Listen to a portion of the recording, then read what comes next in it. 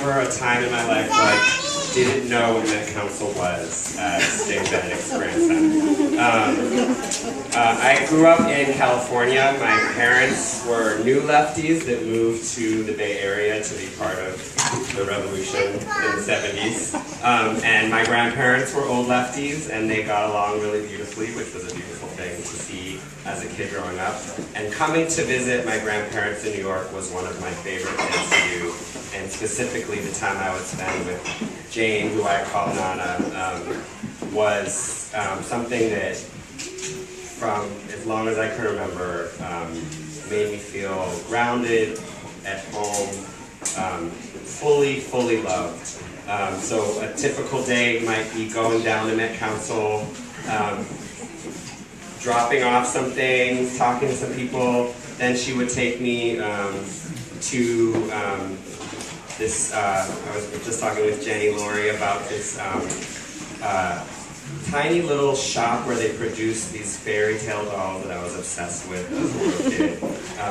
And she found exactly where the little shop was, and I told her how much I loved it.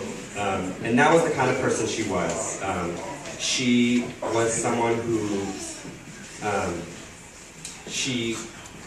she lived her values, and her values were about justice, and they were also about love. And they were also about creating space where people could be and communities could be exactly who they were. And that's how she was for me when I was a kid.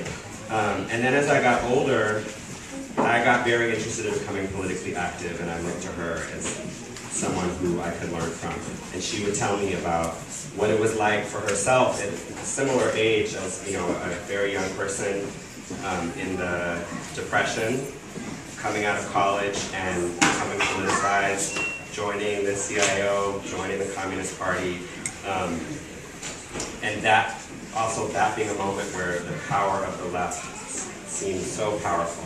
And then she would tell me about the McCarthy era and what it meant to move from this place of expanding power to feeling under attack, and what it meant to raise my dad and my aunt during that time, and what it meant to be supporting tenants, because it's the end of that period. And it's during that period where she founded the Yorkville-Seymour Homes Committee to stop the complete displacement of tenants in what has now become the Upper East Side. And then moving from that, where sort of ultimately they were able to defend tenants' rights in the short term, but obviously not in the long term. It's the Upper East Side. But moving from that to using this network that they had through being part of the American Labor Party and the Communist Party, where they were able to connect with activists and organizers from all over the city and build power in a way where we have statewide policies that we didn't have, that then have allowed tenants to have rights. And beyond, so all this sort of very sort of building to building, really grassroots work, to building that power and impacting policy at the state level, and supporting candidates who are running at local levels. I've been thinking a lot about my Nana lately in this time, wanting her wisdom, wanting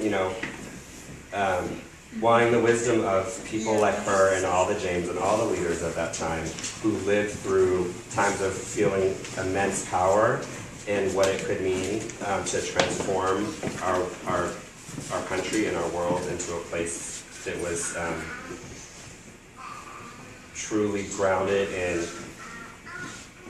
what it means to put people above profit, and then live through times where there was really profound authoritarianism. And her spirit is with me. I think about her every day, particularly in this last month, and I am so honored to be in this room of people who believe that housing is a human right, that people who believe in the power of people and who are fighting, sometimes in spite of great odds, but who believe in our ability to transform our society and our world, and who've all been touched by my Nana in your ways. And I'm very, very honored to be here, and very honored to honor my Nana and all the people who've been fighting and carrying on.